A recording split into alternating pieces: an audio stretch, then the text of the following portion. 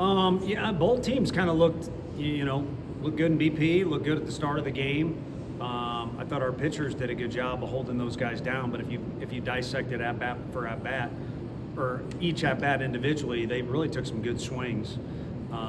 It's not like the wind was taking the ball out or the ball was, carrying like crazy. I think our guys just did a really good job, and the weather got better each day, and our offense got better each day.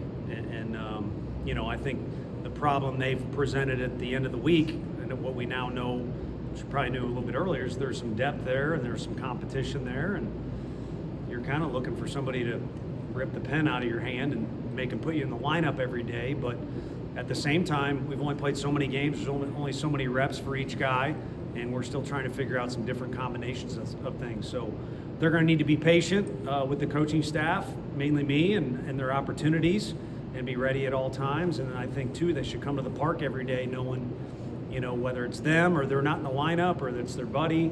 We've got a whole group of guys that's capable. What's Reese been doing well at the plate? It seems like he's been pretty consistent through the first few games. Yeah, to me, it's just a little different presence.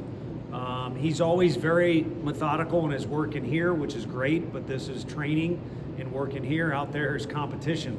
And there's, it's warfare is a little dramatic, but that's what it is. And it looks like he's a little more relaxed and got a little more rhythm to him. Everything's got a little more bounce. And maybe that's because he's older. Maybe it's because he's worked really hard and realizes he needs to let that pay off. But kind of that rhythm or bounce in his step is different to me, the body language. He looks good. What do you like about what Ryan Combs gave you in that last inning? He did well. I think, the one danger you get there is he gets 2 outs, 2 strikes, and wants to please the crowd and himself and his teammates. He's looking over at the bench and all that stuff. That's probably a little bit extra. The icing on the cake needs to be the icing on the cake, not the cake, if that makes sense. So I guess that's the negative part. The good part was that we were able to get him out there. The end of the game kind of snuck up on us, if that makes sense, with a couple runs there in the run rule deal. But he was throwing the ball pretty well overall is what you're getting at. I think that's spot on. Austin Hunley has 3 appearances. I think all 3 of those he's come on with runners on. Is that by design? And what have you liked from his appearances? Yeah, it is a little bit by design. I mean, he's got the composure you're looking for. You consistently get strikes. And then we try and encourage these guys to take fielding their position seriously. And I wouldn't, this is kind of crazy, but I could see him playing infield at some point this year if we got in kind of a mess or started moving guys around or we're an extra inning game. So I don't think his brother ever got to play infield. Maybe that's saying he's a better athlete than his brother. And my point being, he can field his position. So he's very well-rounded. And the cool thing is he's just getting a little better each day that he's on campus. And I think that's taking place now too. Coach Levi, back-to-back days with a home run.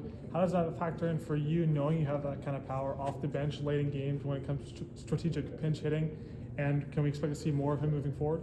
Yeah, I think so. I mean, he's the example that made me stop in my tracks. But I mean what I said, when you want the players to decide what the lineup is.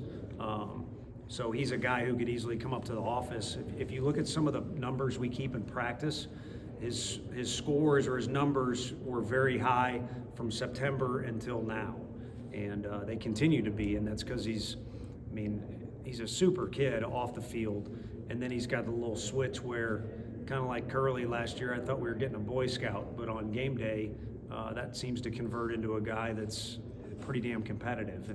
And he's got that edge to him too on game day, and he's as strong as any of the guys we have, as you saw yesterday. So, yeah, what more of him is, I don't know, because I think he's played in each game in some capacity, and if that's not the case, it's going to be pretty close from now until the end of the year. So just need to find the right combination, and one day may be different than another.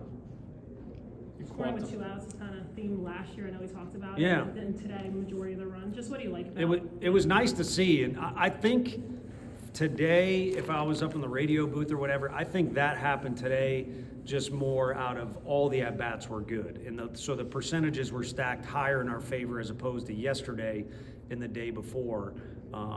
It was kind of like all or nothing, I felt like, or you weren't getting back-to-back ABs. So I think the percentages are always raised, whether it's 2 outs, 1 out, 8th inning, 9th inning, 1st inning, if you can just have consistently quality at-bats. And even the ones that didn't end great were pretty dang good.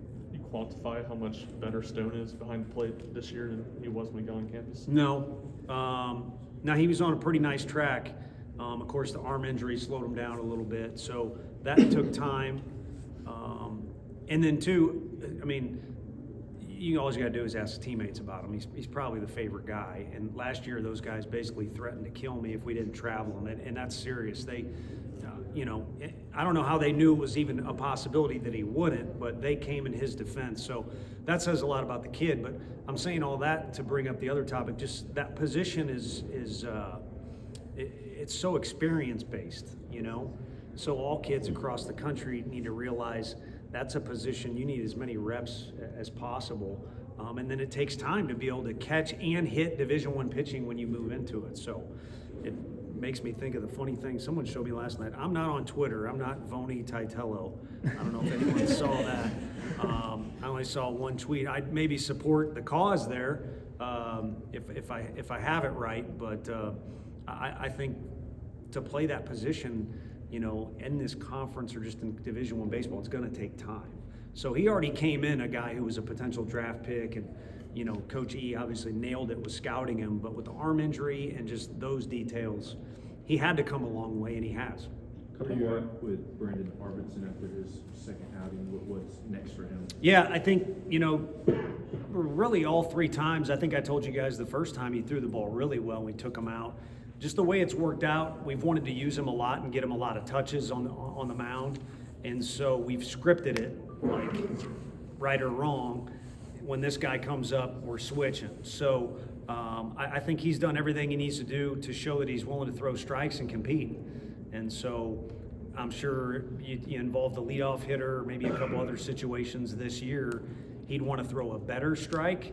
But in January, we had a guy who wasn't getting on the mound because he was, a little bit sore, and a guy who had not quite the strike throwing reputation that he would like to brag about.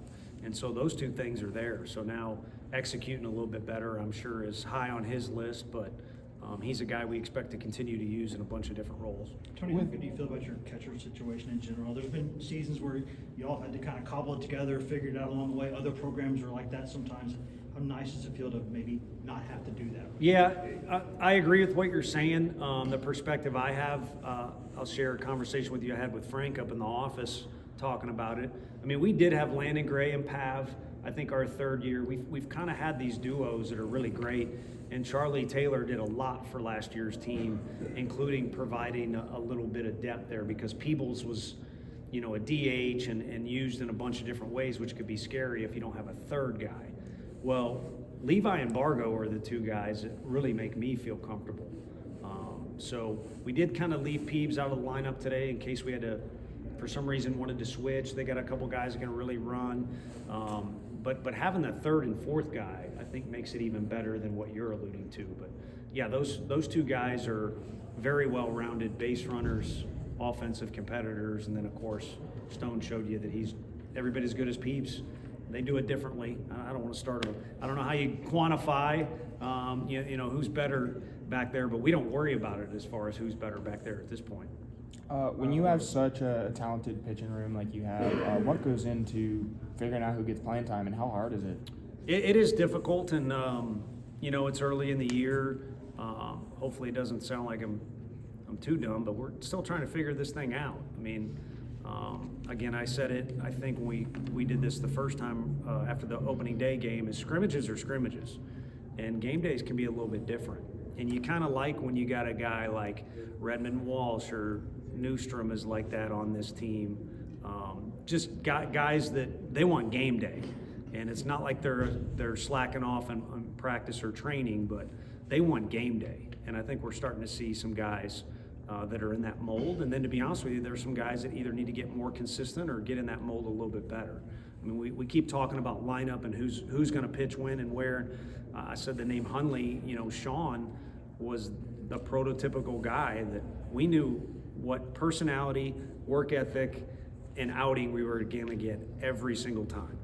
And a guy from Florida hit one about 500 feet off him one day, and then there was a lot of days he shut him down out there. But regardless of the outcome, we knew what we were getting. So we just need that from these guys. And I don't know how you have an unhappy locker room if you got a multitude or too many guys that you trust and are consistent and can get it done for you. To me, if we end up with that type of group, everybody's going to be smiling.